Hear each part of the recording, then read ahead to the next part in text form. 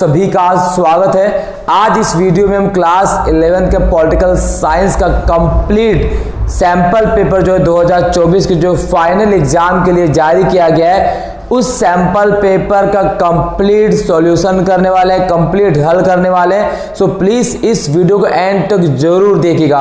और इसे केवल हम हल नहीं करने वाले, हम इन क्वेश्चन के अलावा और कौन से क्वेश्चन बन सकते हैं, इससे संबंधित कौन से क्वेश्चन पूछे जा सकते हैं बोर्ड फाइनल एग्जाम में क्लास 11 के, वो सारी चीज आपको बताने वाले। सो प्लीज एंड तक इस वीडियो को जरूर देखिएगा। चैनल पर नए हैं तो चैनल को जरूर सब्सक्राइब कर लीजिएगा, बेल आइकन को प्रेस कर लीजिए। तो चलिए दोस्तों इस वीडियो को शुरू करते। वीडियो बहुत ही इंपॉर्टेंट होने वाली है और आप सब इतना तो कर ही सकते हैं कि 80 नंबर लाने के लिए इस वीडियो को एंड तक जरूर देखिएगा। और दोस्तों यहां से बहुत सारे क्वेश्चन सीधा आपके एग्जाम में पूछे जाने वाले हैं। तो चलिए देर ना करते हुए अपने अब इस जो सैंपल पेपर शिक्षा निदेशालय राष्ट्रीय राजधानी दिल्ली सरकार द्वारा जारी किया गया आप सभी के लिए, उसका सॉल्यूशन करते हैं, इसका हल करते हैं। तो पहला क्वेश्चन यहाँ पर देख सकते हैं जो पूछा गया, जो फर्स्ट क्वेश्चन पूछा गया है, तो देखिए यहाँ पर जो पहला क्वेश्चन पूछा गया है वो क्या है, एक सेकंड, चलिए देखिए पहला क्वेश्चन पूछा गया है कि भारतीय संविधान की प्रारूप समिति के अध्यक्ष कौन थे। तो भारतीय संविधान के प्रारूप समिति के अध्यक्ष कौन थे, भाई प्रारूप समिति के अध्यक्ष कौन थे, तो प्रारूप समिति के अध्यक्ष थे डॉक्टर बी आर अम्बेडकर। प्रारूप समिति के अध्यक्ष हैं डॉक्टर बी आर अम्बेडकर। ठीक है, अगर आपसे क्वेश्चन पूछे कि भारतीय संविधान सभा के जो है भारतीय संविधान के जनक कौन है, तो वो भी है डॉक्टर बी आर अम्बेडकर। अगर आपसे क्वेश्चन पूछा जाए कि भारतीय संविधान सभा के अध्यक्ष कौन है, तो है डॉक्टर राजेंद्र प्रसाद। डॉक्टर राजेंद्र प्रसाद भारतीय संविधान सभा के स्थायी अध्यक्ष हैं, जिन्हें 11 दिसंबर 1946 को इस पद के लिए चुना गया था। अस्थायी अध्यक्ष अगर आपसे पूछे भारतीय संविधान सभा का अस्थायी अध्यक्ष कौन थे, तो अस्थायी अध्यक्ष थे डॉक्टर सच्चिदानंद सिन्हा। जी हाँ, डॉक्टर सच्चिदानंद सिन्हा जो है भारतीय संविधान सभा के अस्थायी अध्यक्ष थे। ये इस तरह से क्वेश्चन पूछा जा सकता है। डॉक्टर जाकिर हुसैन, फखरुद्दीन अली अहमद, ये सभी लोग भारत के राष्ट्रपति रह चुके हैं। तो यहां से इस तरह से क्वेश्चन आपसे पूछा जा सकता है। यहां से अगर आप बात करें भाई प्रारूप समिति के, तो प्रारूप समिति में कुल कितने मेंबर थे, तो प्रारूप समिति में 7 मेंबर थे और 7 मेंबर के हेड कौन थे, डॉक्टर बी आर अम्बेडकर। इसी प्रकार से पूछा जा सकता है भारतीय संविधान सभा की प्रथम बैठक कब हुई थी, तो भारतीय संविधान सभा की प्रथम बैठक हुई थी 9 दिसंबर 1946 को। ठीक है, और इस बैठक की जो अध्यक्षता की थी वो की थी डॉक्टर सच्चिदानंद सिन्हा ने। लेकिन 11 दिसंबर 1946 को इन्हें ये पद से त्याग पत्र देते हैं, उसके बाद अध्यक्ष बनाए जाते हैं डॉक्टर राजेंद्र प्रसाद, जो फुल परमानेंट अध्यक्ष होते हैं संविधान सभा के 11 दिसंबर से तब तक जब तक संविधान लागू नहीं हो जाता, जब तक वो राष्ट्रपति पद की शपथ नहीं ले लेते हैं। इसी प्रकार से क्वेश्चन पूछा जा सकता है भाई कि भारतीय संविधान सभा का गठन किस मिशन के द्वारा किया गया, तो भारतीय संविधान सभा का गठन किया गया था कैबिनेट मिशन। किस मिशन के द्वारा, कैबिनेट मिशन के द्वारा। और जो कैबिनेट मिशन है भारत में कब आया, तो कैबिनेट मिशन भारत में आया 1946 में। और 1946 के बाद जुलाई 1946 में संविधान सभा के लिए चुनाव होते हैं और 9 दिसंबर 1946 को भारतीय संविधान सभा की पहली बैठक होती है। अंतिम बैठक होती है भारतीय संविधान सभा की 24 जनवरी 1950।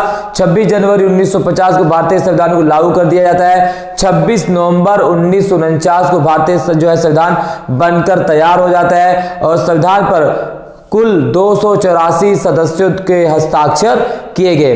इसी प्रकार से एक और इंपॉर्टेंट क्वेश्चन यहां से पूछा जाता है, वह 13 दिसंबर 1946 को पंडित जवाहरलाल नेहरू द्वारा जो प्रस्ताव पेश किया गया था, उस प्रस्ताव को हम कहते हैं उद्देश्य प्रस्ताव, जिसे 22 जनवरी 1947 को संविधान सभा द्वारा सर्वसम्मति से पास कर दिया गया। उसी उद्देश्य प्रस्ताव को वर्तमान में हम भारतीय संविधान की प्रस्तावना के नाम से जानते हैं, जिसकी शब्द की शुरुआत होती है हम भारत के लोग। भारत को एक संपूर्ण प्रभुत्व संपन्न समाजवादी पंथ निरपेक्ष और उसके समस्त नागरिकों को राजनीतिक, सामाजिक, आर्थिक न्याय प्रदान करने के लिए जो हमारे प्रस्तावना है, वही उद्देश्य प्रस्ताव पेश किसने किया? पंडित नेहरू ने। कब पेश किया? 13 दिसंबर 1946 को। सर्वसम्मति से कब पास किया गया? 22 जनवरी 1947। सर्वसम्मति का मतलब होता है कि उसके विरोध में एक भी मत लोकसभा में जो है जो पारित नहीं हुए थे, पेश नहीं किए गए। क्लियर? तो इस तरह से क्वेश्चन पूछा जा सकता है दोस्तों।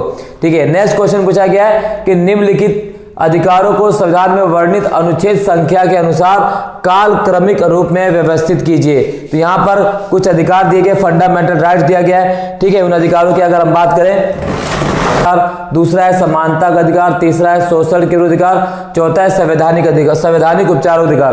तो यहाँ पर आपको बताना है कि भाई कौन सा अधिकार पहले कौन सा बाद में। तो सबसे पहले में देखिए, भारतीय संविधान के मूल अधिकार की बात करें तो मूल अधिकार की जो व्याख्या है, जिस तरह से क्वेश्चन पूछे जाता है मैं आपको बताता हूं दोस्तों। बहुत इंपॉर्टेंट क्वेश्चन है मूल अधिकार से। हम एक बार बात कर लेते हैं कि भाई मूल अधिकार से किस तरह के जो है क्वेश्चन पूछे जा सकते हैं। तो और जो कैसे क्वेश्चन पूछे जा सकते हैं, एक बार यहाँ इसको हम थोड़ा साइड करते हैं और आपको कंप्लीटली मूल अधिकार के बारे में जिस तरह से क्वेश्चन बन सकते हैं वो सारी चीजें मैं आपको बता दूंगा इसी वीडियो में। तो देखिए, सबसे पहले हम बात करते हैं भाई मूल अधिकार। जो मूल अधिकार है, मूल अधिकार, ठीक है, तो मूल अधिकार कहां से लिया गया भारतीय संविधान में? तो हमने इस अधिकार को लिया है अमेरिका के संविधान से। किसके संविधान से? अमेरिका के संविधान से मूल अधिकारों को लिया गया है। ठीक है, भारतीय संविधान की अगर हम बात करें तो भारतीय संविधान में भाग 3, ठीक है, भाग 3 में मूल अधिकार दिए गए हैं। और अनुच्छेद की बात करें तो अनुच्छेद जो है 12 से 35 तक में मूल अधिकारों का वर्णन किया गया है। मूल भारतीय संविधान में कुल कितने मूल अधिकार थे? तो मूल भारतीय संविधान में टोटल जो है 7 मौलिक अधिकार थे। ठीक है, 7 मौलिक अधिकार थे, 7 मौलिक अधिकार थे। और 7 में से वर्तमान में कितने हैं? तो भाई वर्तमान में हमारे पास 6 मौलिक अधिकार है, यानी 6 मूल अधिकार है। और जो 7वां मौलिक अधिकार था, जिसे हम किस नाम जानते हैं? इस मूल अधिकार को हम जानते हैं संपत्ति के मूल अधिकार से। ठीक है, संपत्ति के मूल अधिकार के। लेकिन इस संपत्ति के अधिकार को 1978 में 44वें संविधान संशोधन के माध्यम से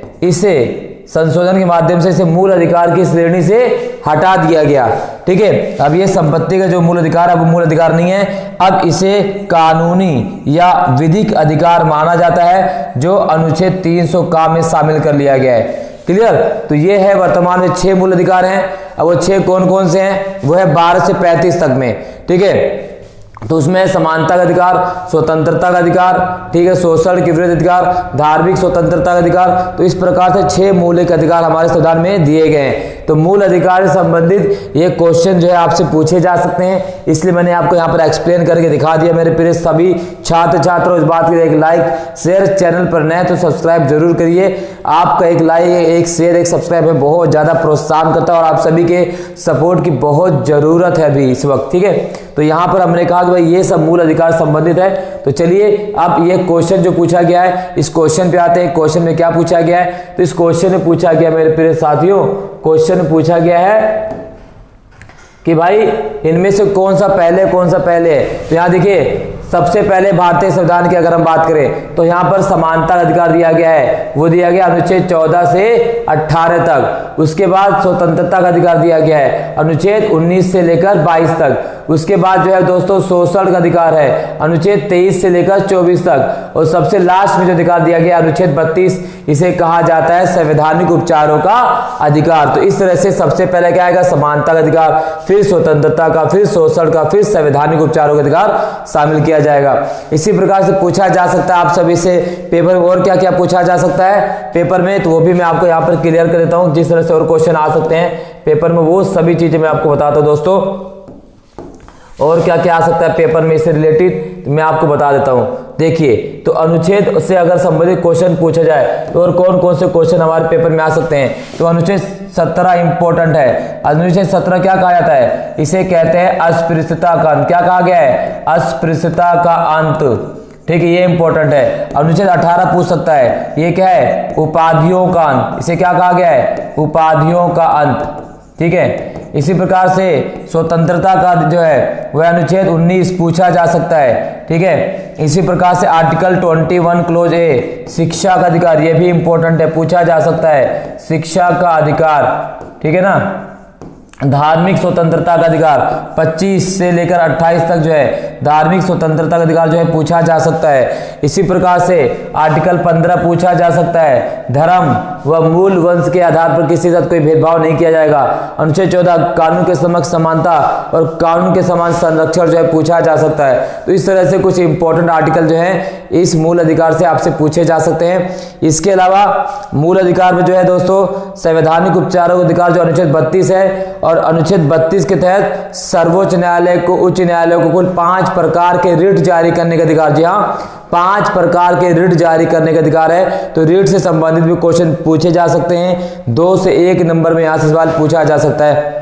तो ये दोस्तों मूल अधिकारों से संबंधित जो क्वेश्चन पूछे जा सकते हैं सभी का मैंने यहाँ पर कंप्लीट जो है एक्सप्लेनेशन दे दिया है, क्लियर।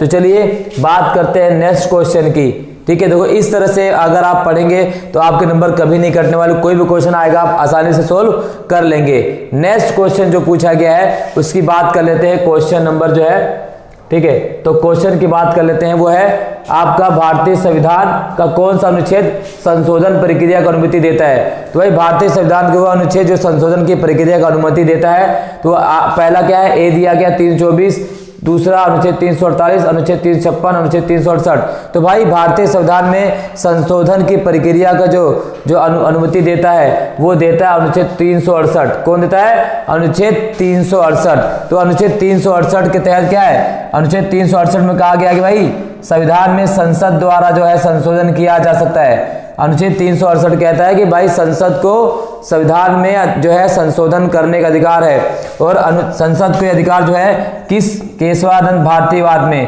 केशवानंद भारतीवाद में संसद को यह अधिकार मिला था कि भाई संसद जो है अनुच्छेद 368 के माध्यम से संविधान में संशोधन कर सकती है। और अनुच्छेद 368 के माध्यम से 3 प्रकार के संशोधन होते हैं। पहला कहा गया है साधारण बहुमत से संशोधन, साधारण बहुमत से संशोधन। दूसरा है विशेष बहुमत से संशोधन, विशेष बहुमत। तीसरा है विशेष, तीसरा क्या है, विशेष प्लस में आधे से अधिक राज्यों की सहमति से, ठीक है, आधे से अधिक राज्यों की सहमति से संशोधन। तो आर्टिकल 368 में 3 प्रकार के संशोधन की प्रक्रिया प्रावधान दिया गया है। यह संसद को है 3 प्रकार के संशोधन, साधारण, विशेष और विशेष प्लस में आधे से अधिक राज्यों में। अनुच्छेद 24 चुनाव आयोग से संबंधित है, 56 राष्ट्रपति शासन संबंधित है। और आपको कमेंट में बताना है कि भाई अनुच्छेद 348 किससे संबंधित है। कमेंट बॉक्स में आपको जरूर बताना है कि आर्टिकल 348 किससे संबंधित है। क्लियर हो गया ना, इस तरह से पढ़ेंगे तो ये भी क्वेश्चन आप छोड़ेंगे नहीं। अगला है कथन और कारण और क्वेश्चन पूछा गया है। पहला है कि भारत का संविधान 26 जनवरी 1950 को लागू हुआ। तो बिल्कुल ठीक है, भारतीय संविधान 26 जनवरी 1950 को लागू किया गया। इसके बाद कारण क्या है, 15 अगस्त 2047 को भारत की आज़ादी के 100 वर्ष पूरे आएंगे। बिल्कुल 15 अगस्त 1947 को भारत की आज़ादी 2 वर्ष जो है 100 वर्ष पूरे हो जाएंगे, ये बिल्कुल सही है। तो यहाँ पर देख सकते हैं दोस्तों, कथन क्या है कि 26 जनवरी 1950 को भारतीय संविधान लागू हुआ। तो कथन बिल्कुल सही है, लेकिन कारण जो है वो गलत है। तो कथन और कारण दोनों सही, लेकिन इसकी व्याख्या क्या है, गलत है। इस तरह से कथन और कारण दोनों सही, कारण से व्याख्या नहीं है। तो जो व्याख्या सही नहीं है लेकिन कथन दोनों सही है। इस तरह से आपका आंसर आएगा, ठीक है। अगला क्वेश्चन है, भारत के संविधान का निम्नलिखित में से कौन सा अनुच्छेद उत्तर पूर्वी क्षेत्र से संबंधित है। तो भाई वो कौन सा अनुच्छेद है जो उत्तर पूर्वी क्षेत्रों से संबंधित है। तो अगर आप उत्तर पूर्वी क्षेत्रों से संबंधित बात करें, देखिए यहाँ पर दिया गया अनुच्छेद 371, अनुच्छेद 372C, अनुच्छेद 373, अनुच्छेद 374। तो भाई तो उत्तर पूर्वी राज्य जो है क्षेत्र से संबंधित जो आर्टिकल है, तो वो आर्टिकल अनुच्छेद 371, आर्टिकल 371 6 जो है पूर्वी जो है राज्यों से संबंधित है। इसमें असम राज्य को जो है पूर्ण राज्य का दर्जा दिया गया था 1978 में। 1978 में असम राज्य को पूर्ण राज्य का दर्जा दिया गया, आर्टिकल 371 क्लोज 6 में दिया गया। ठीक है, 6 में इसका जो है असम को पूर्ण राज्य का दर्जा दे दिया गया था। इसी प्रकार से आर्टिकल 371A कहता है, आर्टिकल 371 किसके संबंधित है? तो आर्टिकल 371 है महाराष्ट्र और गुजरात के विशेष राज्य से संबंधित। यहां पर मैं आपको एक्सप्लेन कर देता हूं दोस्तों, क्योंकि बहुत तरीके से क्वेश्चन पूछे जा सकते हैं। ठीक है ना, तो इस तरह से क्वेश्चन पूछे जा सकते हैं। ठीक है, यहां देखिए मैं आपको बताता हूं। तो अनुच्छेद 371 किसे संबंधित है? गुजरात और महाराष्ट्र, ठीक है, विशेष राज्य से संबंधित है। इसी प्रकार से अनुच्छेद 371A ये किससे संबंधित है? तो भाई ये संबंधित है नागालैंड के मामले में। नागाओं की जो नागा जाति है, नागालैंड में नागा, ठीक है, जनजाति के जो धार्मिक प्रवृत्ति है उससे संबंधित है। इसी प्रकार से अगर हम बात करें आर्टिकल 371 का बी किससे संबंधित है? तो भाई ये असम के लिए, ठीक है, असम से संबंधित है। मैंने बता दिया था ना, असम से संबंधित है और 1969 में 22वें संशोधन के बाद इसको शामिल किया गया। इसी प्रकार से जो उसमें 372 दिया गया है, आर्टिकल 372 अनुच्छेद 372 किससे संबंधित? भाई ये कानून की न्यायिक समीक्षा से, किससे है? कानून की न्यायिक समीक्षा से संबंधित है, जो संविधान लागू होने से पहले थे। ठीक है, इसी प्रकार से अगर आर्टिकल 373 की बात करें, अनुच्छेद 373 कुछ मामलों में निवारक निरोध के तहत व्यक्तियों के संबंध में आदेश देने की राष्ट्रपति की जो शक्ति है वो संबंधित है अनुच्छेद 373 से। ठीक है, इसी प्रकार से इसमें एक आर्टिकल दिया गया, आर्टिकल 374। तो आर्टिकल 374 किससे संबंधित है? तो भाई संघीय न्यायालय से। किससे संबंधित है? संघीय न्यायालय के न्यायाधीशों और संघीय न्यायालय से संबंधित है अनुच्छेद 374। ठीक है, तो ये सारे आर्टिकल को मैंने यहां पर एक्सप्लेन कर दिया है। इस तरह से सवाल पूछे जा सकते हैं। ठीक है ना, चलिए आगे आते हैं। अगला क्वेश्चन जो पूछा गया है, क्वेश्चन नंबर 6।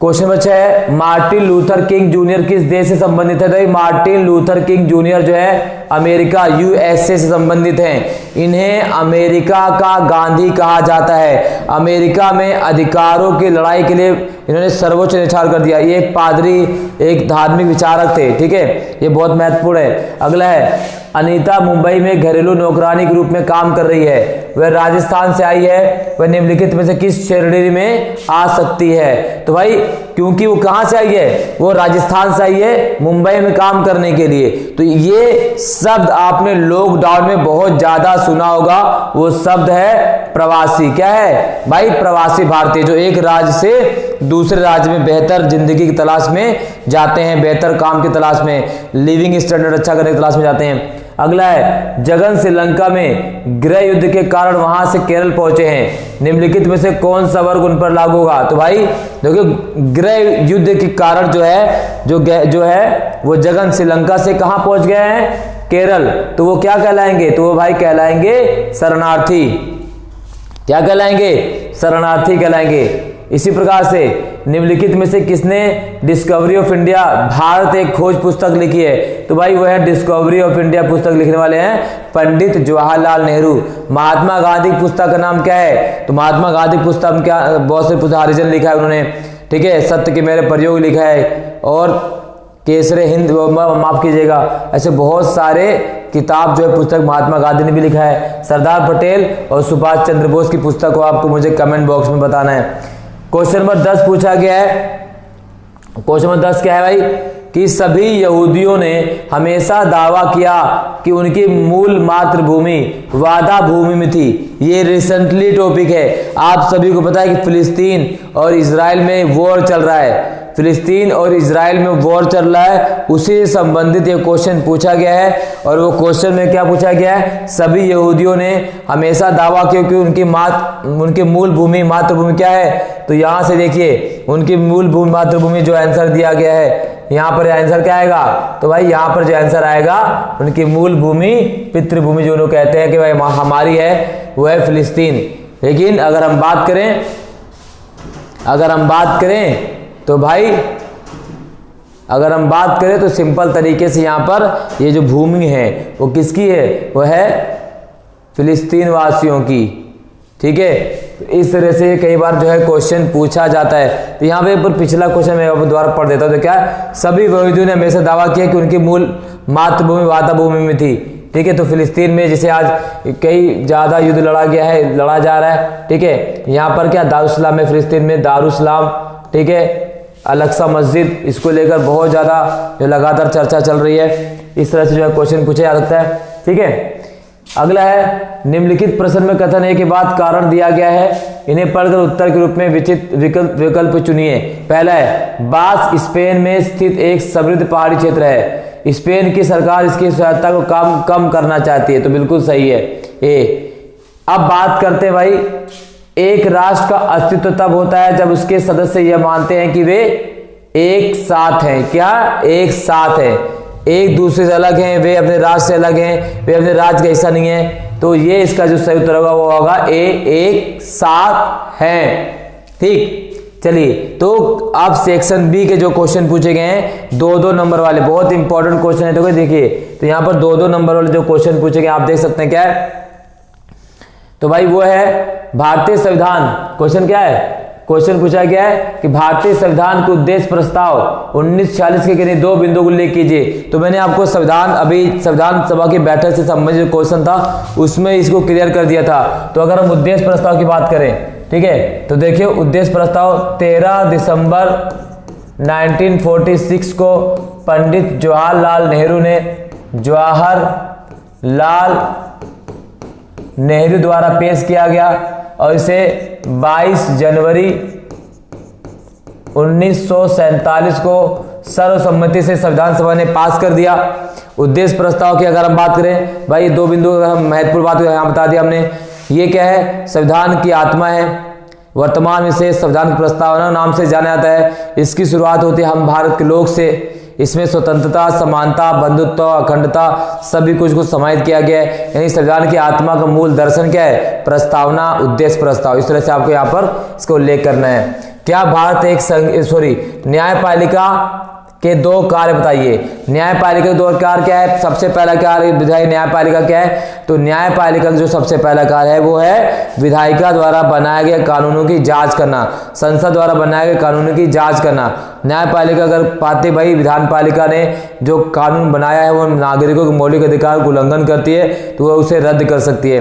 इसी प्रकार दूसरा कार्य क्या है, मौलिक अधिकारों की सुरक्षा करना, किसका है, संरक्षण करना न्यायपालिका का। फिर रिट जारी करना, बंदी प्रत्यक्षीकरण, परमादेश, उत्प्रेक्षण, ये इस प्रकार रिट जारी करना किसका है, न्यायपालिका कार्य। ठीक है, चलिए अगला है, क्या भारत एक संघीय राज्य है। अपने उत्तर के समर्थन में 2 कारण दीजिए। तो भाई भारत एक संघीय राज्य है। जी हाँ, भारत एक संघीय राज्य है, क्योंकि संघीय राज्य होने मतलब कि भारत में जो है शक्तियों का बंटवारा, केंद्र राज्य, एक भारत क्या है, एक ऐसी राज्य व्यवस्था, एक ऐसा देश प्रदेश है जहां 2 या 2 से अधिक स्तर वाली सरकार होती है। तो जहां 2 या 2 से अधिक स्तर वाली सरकार होती है उसे कहा जाता है संघीय देश। तो भारत एक संघीय देश है, एक संघीय राज्य है, क्योंकि यहाँ पर शक्तियों का बंटवारा किया गया है केंद्र सरकार, राज्य सरकार और स्थानीय सरकार में।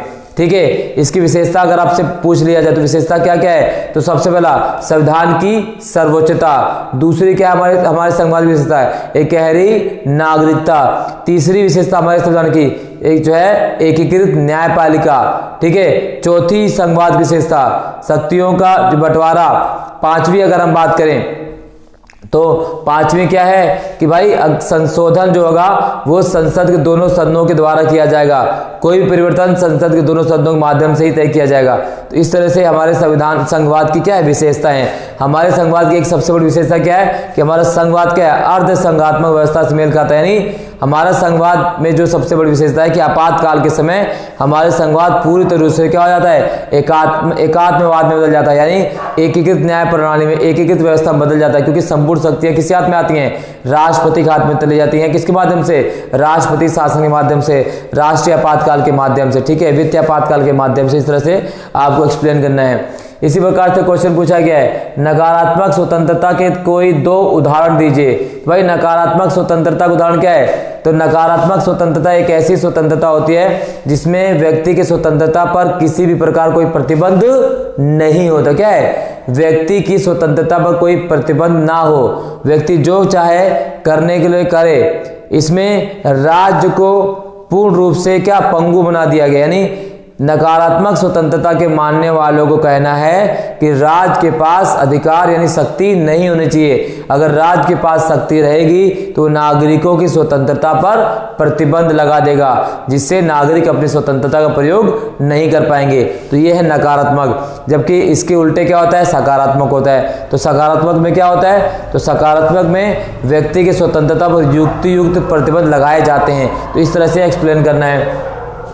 एक आदर्श नागरिक के किन दो कर्तव्यों का वर्णन कीजिए। भाई एक आदर्श नागरिक कर्तव्य क्या है, संविधान, ठीक है, संविधान में दिए गए, संविधान में जो उनके कर्तव्य है उसका पालन करना, ठीक है, वो मतदान करना, मत का सही प्रयोग करना, देश की एकता और अखंडता को बनाए रखना, संविधान की रक्षा करना, राष्ट्रगान तिरंगे का सम्मान करना, ठीक है, देश के जो वीर जवान है जो शहीद हुए उनके अंदर की बातों को अपने अंदर समाहित करना, सार्वजनिक संपत्ति की रक्षा करना, ठीक है, ये क्या है, एक आदर्श नागरिक के गुण होते हैं, ठीक है, और राज्य द्वारा बनाए गए नियमों का पालन करना, ठीक है, ये आदर्श नागरिक के गुण होते हैं। इसी प्रकार से भारत एक धर्मनिरपेक्ष राज्य है। कैसे है, तो भाई भारत एक धर्मनिरपेक्ष राज्य है। कैसे है, तो यहाँ पर मैं आपको बता दूं एक्सप्लेन में एक सिंपल तरीके से।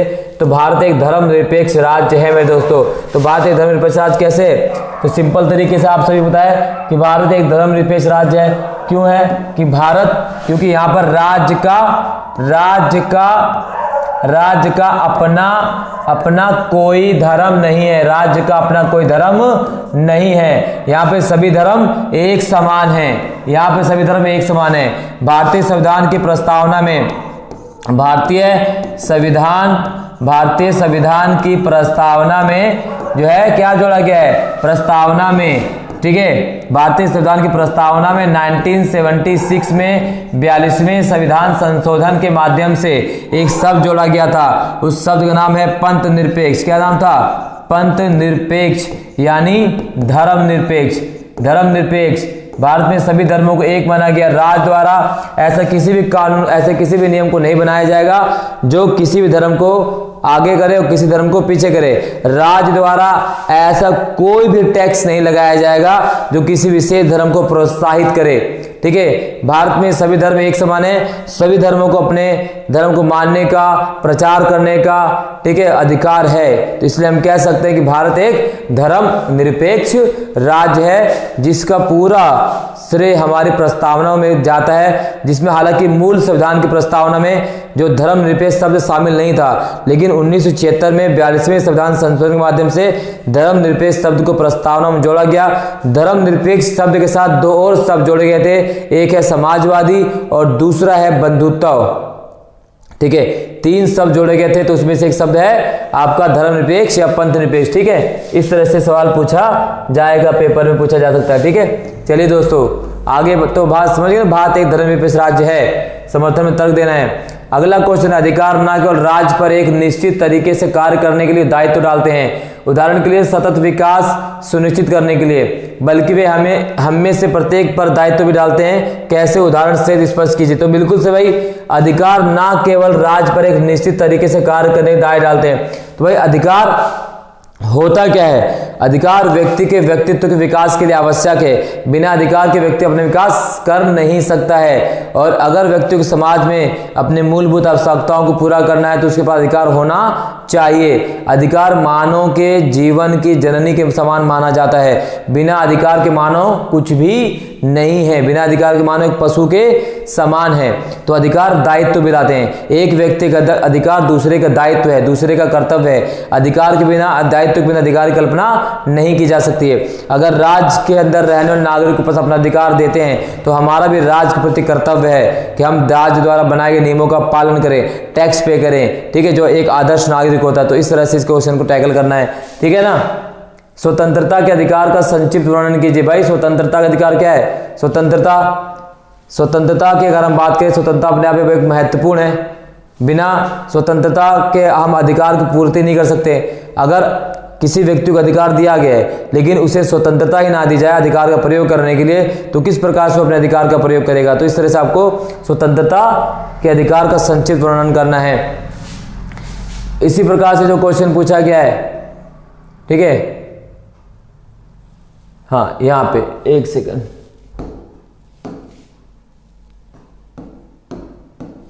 ठीक है।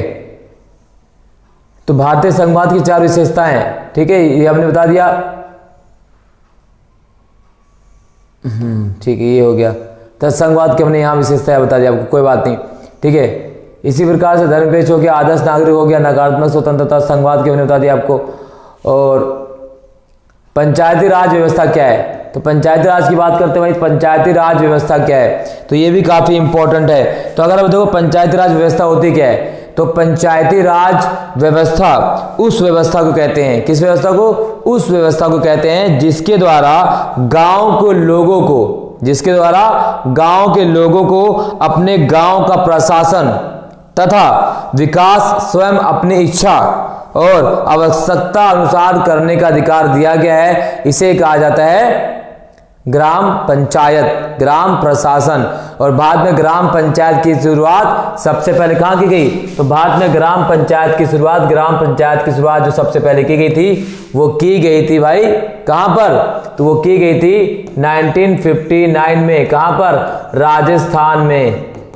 राजस्थान के जिला था नागौर में किया गया, ठीक है, तब 1959 में। इसी प्रकार तो ये कब हुआ था? 2 अक्टूबर को, 2 अक्टूबर 1959। इसी प्रकार से नवंबर 1959 कहां पर हुआ था? दूसरा आंध्र प्रदेश में हुआ था। इसके बाद धीरे धीरे पूरे भारत में इसका जो है प्रसार होने लगा, ठीक है। भारत में पंचायती राज की जो शुरुआत मानी जाती है, जो पंचायती राज के जो त्रिस्तरीय है उसके जनक को हम क्या कहते हैं? बलवंत राय मेहता पंचायती राज के त्रिस्तरीय व्यवस्था की जनक माने जाते हैं, ठीक है। और भारत में पंचायती राज व्यवस्था को जो कानूनिक मान्यता, संवैधानिक मान्यता कब मिली? तो पंचायती राज को संवैधानिक मान्यता मिलती है 73वें और 74वें संविधान संशोधन 1992 के द्वारा। 1992 के 73वें 74वें संविधान संशोधन, जो 73वां संविधान संशोधन है वो पंचायती राज से है। जो 74वां संविधानिक संशोधन है वो नगर पालिका, नगर निगम, नगर परिषद से है, ठीक है। इस तरह से क्वेश्चन पूछा जा सकता है।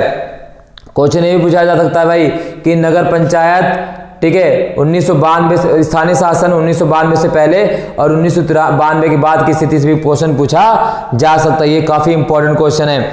इसी प्रकार से अगर हम बात करें भाई तो पंचायती राज के जो त्रिस्तरीय है, पहला सबसे पहले स्तर कौन सा होता है? पंचायत। पहला क्या होता है? पंचायत। दूसरा स्तर कौन सा होता है? पंचायत समिति। तीसरा स्तर कौन होता है? जिला परिषद। ध्यान रखिएगा, पहला पंचायत, दूसरा पंचायत समिति, तीसरा जिला परिषद। क्लियर? तो इसको एक्सप्लेन कर देना है। तो यहां से इस तरह जो है क्वेश्चन पूछे गए हैं। चलिए अगला क्वेश्चन है भाई, समानता क्या है? समानता के किन्हीं 3 आयामों का संक्षिप्त वर्णन कीजिए। तो भाई समानता की बात करें तो समानता क्या है, ठीक है, तो यहां देख सकते हैं। तो समानता क्या है? समानता की अगर बात करें तो समानता, अगर प्रोफेसर लोस्की की बात करें तो प्रोफेसर लोस्की ने समानता के बारे में क्या कहा है? लोस्की ने कहा है समानता के बारे में, प्रोफेसर लोस्की ने, कि समानता का अर्थ है कि विशेष अधिकार वाला वर्ग ना रहे। उनका मानना है कि भाई समानता प्रोफेसर लोस्की के अनुसार क्या है, समानता का अर्थ है कि विशेषाधिकार वाला वर्ग ना रहे। ये कौन कहता है, प्रोफेसर लोस्की कहते हैं। और सभी को उन्नति के समान और उचित अवसर प्राप्त हो, सभी को उन्नति के समान अवसर, ठीक है, समान अवसर और प्राप्त हो। तो ये क्या है, ये किसकी बात कर रहे हैं, तो ये हम बात कर रहे हैं समानता। किसने कहा, ये प्रोफेसर लोस्की ने। समानता के आयाम की बात करें भाई, तो समानता राजनीतिक समानता, आर्थिक समानता, सामाजिक समानता, ठीक है। कितने प्रकार होते हैं समानता के, अगर हम बात करें आयाम की बात करें तो देखिए सबसे पहला आयाम क्या है, तो भाई सबसे पहला आयाम क्या है, राजनीतिक समानता। सबको पता है राजनीतिक समानता क्या होती है, तो राजनीतिक समानता में वोट डालने की समानता, ठीक है, क्या क्या होती है, वोट डालने की समानता, ठीक है, वोट डालने की समानता। क्यों, कौन सी होती है, कौन सी होती है, वोट डालने की समानता, ठीक है। दूसरा क्या होता है, वोट डालने की समानता, चुनाव लड़ने की समानता, ठीक है, ये है राजनीतिक समानता में। इसी प्रकार से आर्थिक समानता, काम करने की समानता, आर्थिक समानता, ठीक है। तीसरा क्या है, सामाजिक समानता, सामाजिक समानता। इसका एक्सप्लेन कर देना है, सिंपल है सारा चीज, ठीक है। इस तरह से इसका उत्तर देना आप सभी को, क्लियर। चलिए आगे बढ़ते हैं, ठीक है। अगला क्वेश्चन यहाँ देख सकते हैं, अगला क्वेश्चन क्या पूछा गया है। अगला क्वेश्चन है, भारत की धर्मनिरपेक्षता और यूरोपीय देशों या पश्चिमी देशों की धर्मनिरपेक्षता से किस प्रकार भिन्न है। तो भाई भारत की धर्मनिरपेक्षता की हम बात करें तो भारत की धर्मनिरपेक्षता और यूरोपीय देशों की धर्मनिरपेक्षता में अंतर पूछा गया है। तो यहाँ पर देखिए जो पश्चिमी है यानी यूरोपीय देश की अगर हम बात करें, यूरोपीय और दूसरा है भारतीय, यहाँ में अंतर पूछा गया है। तो भाई भारतीय धर्मनिरपेक्षता की बात करें, पहले यूरोपीय की बात कर लेते हैं, यूरोपीय पश्चिम की बात कर लेते हैं। तो धर्म और राज्य का एक दूसरे के मामले में, यूरोप में क्या है, धर्म और राज्य का एक दूसरे के मामले में हस्तक्षेप ना करने की अटल नीति, यानी कोई भी हस्तक्षेप नहीं, हस्तक्षेप नहीं, धर्म और राज्य के मामले में कोई हस्तक्षेप करने की नीति नहीं है। दूसरा, एक धर्म के भिन्न पंथों की समानताएं, एक धर्म के जो विभिन्न पंथ होते हैं, एक धर्म के विभिन्न पंथ, एक धर्म के विभिन्न पंथों के बीच समानता की बात की जाती है। कहां पर, यूरोपीय धर्मनिरपेक्षता में। और समुदाय आधारित अधिकारों पर कम ध्यान देना, इसमें क्या होता है, सामुदायिक आधारित जो न्याय होते हैं, अधिकार होते हैं, उस पर कम ध्यान दिया जाता है। कहां पर, पश्चिमी धर्मनिरपेक्षता पर। इसी प्रकार से अगर हम भारत की बात करें तो भाई राज्य द्वारा समर्पित धार्मिक सुधारों की अनुमति, इसमें क्या होता है, राज्य द्वारा समर्थित धार्मिक सुधारों की अनुमति, ये कौन है, भारतीय धर्मनिरपेक्षता है, ठीक है ना। और इसमें दूसरा क्या है, विभिन्न धार्मिक समुदायों के बीच समानता के सरोकार की बात करता है। तो ये कौन सी समानता है, तो भाई ये पश्चिमी यूरोपीय धर्मनिरपेक्षता और भारतीय धर्मनिरपेक्षता में अंतर इस प्रकार से आपको करना है, ठीक है। इसी प्रकार से अगर हम बात करें नेक्स्ट क्वेश्चन की, तो यहां पर क्या पूछा गया, अगला क्वेश्चन देखिए क्या पूछा गया भाई, ठीक है। चलिए आगे चलते हैं। आगे अगला क्वेश्चन है, ठीक है, अगला क्वेश्चन यहां पर पूछा गया है, यहां पे ये जिसको पढ़ना है उसको उत्तर देना है, ठीक है। इसको पढ़ के आपको उत्तर देना है इसका सभी, देखिए बाद में राज्यसभा चुनाव के लिए निम्नलिखित में से किस निर्वाचन प्रणाली का प्रयोग किया गया है? तो अनुपातिक प्रतिनिधि। निम्नलिखित में से किस भारतीय राज्य में राज्यसभा के लिए अधिक सदस्य होंगे? तो इस समय में होंगे पंजाब में। राज्यसभा के सदस्य कितने वर्षों के लिए चुने जाते हैं? 6 वर्षों के लिए। राज्यसभा भारतीय संसद का उच्च सदन है, ठीक है। इसके बाद ये कार्टून संबंधित क्वेश्चन पूछा गया है, ठीक है। इस तरह से जो है क्वेश्चन पूछे गए हैं,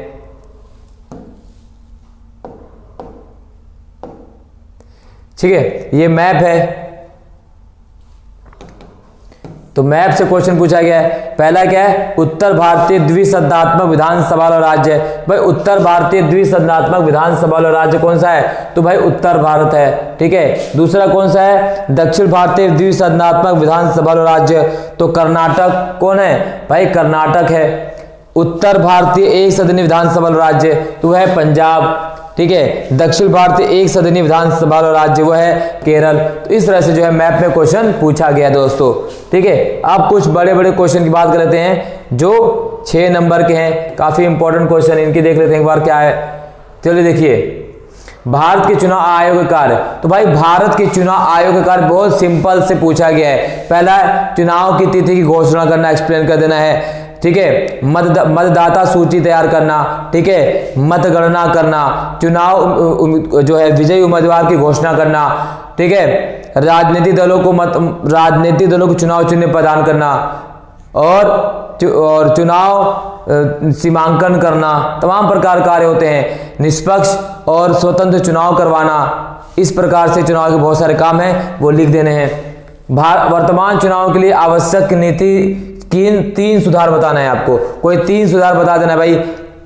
बाहुबल और धन बल का अधिक प्रयोग, इसको समाप्त कर देना, इसको सुधार करना चाहिए। आपराधिक तत्व के लोग चुनाव में शामिल नहीं होने चाहिए, ठीक है। चुनाव में ज्यादा धन की खपत होती है तो इसको रोकना चाहिए। तो ये सारी चीजें चुनाव का धार्मिकरण और चुनाव का आपराधिकरण नहीं होना चाहिए, इस प्रकार सुधार होना चाहिए, आपको लिख देना है। अगला क्वेश्चन पूछा गया भाई, भारत का राष्ट्रपति देश का नाम मात्र प्रमुख है। तो obvious बात है, चाहे आप रबर स्टैम्प के लीजिए चाहे नाम मात्र प्रमुख के नाम से कह लीजिए, क्योंकि भारत में संसदीय शासन प्रणाली है और संसदीय शासन प्रणाली में 2 प्रमुख होते हैं। एक होता है राज्य का प्रमुख, जो राज्य का प्रमुख होता है राष्ट्रपति। दूसरा होता है सरकार का प्रमुख, जो होता है प्रधानमंत्री। सरकार का प्रमुख जो होता है वास्तविक प्रधान होता है और राज्य का प्रमुख राष्ट्रपति नाम मात्र का प्रधान होता है, ठीक है। तो राष्ट्रपति नाम मात्र के प्रधान है। इस तरह से आपको एक्सप्लेन कर देना है, क्योंकि राष्ट्रपति के पास पूर्ण शक्तियां तो नहीं होती, क्योंकि राष्ट्रपति संपूर्ण शक्तियों का प्रयोग मंत्रिमंडल की सहायता से करता है, आर्टिकल 74। इस तरह से आपको एक्सप्लेन कर देना है। इसी प्रकार से क्वेश्चन पूछा गया है, भारत के राष्ट्रपति की विवेकाधीन शक्तियां। तो भाई भारत के राष्ट्रपति की जो विवेकाधीन शक्तियां हैं, पहला जो अगर हम बात करें प्रधानमंत्री नियुक्ति, राष्ट्रपति के पास विवेकाधीन अधिकार होता है। फॉर एग्जाम्पल के लिए अगर किसी आम चुनाव में किसी भी दल को पूर्ण बहुमत नहीं मिलता है तो ऐसे में राष्ट्रपति प्रधानमंत्री नियुक्ति करता है अपने किसके माध्यम से, ठीक है, अपने कहा गया भाई विवेकाधीन के माध्यम तैयार करता है। दूसरा फांसी की सजा को रोकना, ये राष्ट्रपति की विवेकाधीन शक्तियां हैं। वीटो शक्तियां, जेबी वीटो, अत्यांतिक वीटो, ये भी राष्ट्रपति की विवेकाधीन शक्तियां हैं। इसी प्रकार से भाई जो है त्रिशंकु अगर संसद है, मान लेते हैं संसद में लोकसभा चुनाव में किसी भी दल को बहुमत नहीं मिलता है और कोई भी दल जो है अपना प्रधान चुनने में असमर्थ होती है, तो ऐसे में राष्ट्रपति जो है अब विवेक के अनुसार फैसला लेता है, ठीक है। इस तरह से क्वेश्चन पूछा गया है। अगला क्वेश्चन पूछा गया भाई न्याय के 3 सिद्धांत कौन से हैं। तो भाई न्याय के 3 सिद्धांत की अगर हम बात करें तो यहाँ पर आपको रोल्स के न्याय के सिद्धांत का वर्णन करना है। तो भाई जो रोल्स के अनुसार 3 प्रकार के सिद्धांत है। पहला है आपका समान आधारभूत स्वतंत्रताएं, यहाँ पर देख सकते हैं कौन सा है, तो यहाँ पर देखिए रोल्स के अनुसार अगर हम बात करें, ठीक है, पहला रोल्स के अनुसार क्या है, समान आधारभूत स्वतंत्रताएं, समान आधारभूत स्वतंत्रताएं। दूसरा न्याय के अगर हम बात करें, दूसरा क्या है, अवसर की उचित समानता, अवसर की उचित समानता। तीसरा क्या है भाई, आय का पुनर्वितरण, आय का पुनर्वितरण, ठीक है। तो ये है न्याय के 3 सिद्धांत जॉन रॉल्स के अनुसार। इसी प्रकार से आप समानुपातिक न्याय, वितरणात्मक न्याय का भी उल्लेख कर सकते हैं। तो ये दोस्तों कंप्लीट जो है हमने इस सैंपल पेपर का ना केवल हल किया है, बल्कि हल करने के साथ साथ पूरी तरीके से हमने इसको एनालाइज किया है ना, हर प्रकार से इसका सटीक उत्तर दिया है। क्वेश्चन और कौन कौन से बन सकते हैं, कैसे बन सकते हैं, सभी का कंप्लीट फुल उत्तर दिया है। और आई होप ये वीडियो आपको पसंद आई। तो अगर पसंद आए तो लाइक शेयर कमेंट जरूर कीजिएगा। इस चैनल पर नए तो चैनल को जरूर सब्सक्राइब कर दीजिए, बेल आइकन को प्रेस कर दिए। जल्दी हमारे चैनल पर क्लास 11th के लिए इंपॉर्टेंट क्वेश्चन की सीरीज शुरू हो रही है, तो आप सभी लोग चैनल को सब्सक्राइब कर लीजिए ताकि आप सभी तक इंपॉर्टेंट क्वेश्चन नोटिफिकेशन सबसे पहले पहुंच जाए।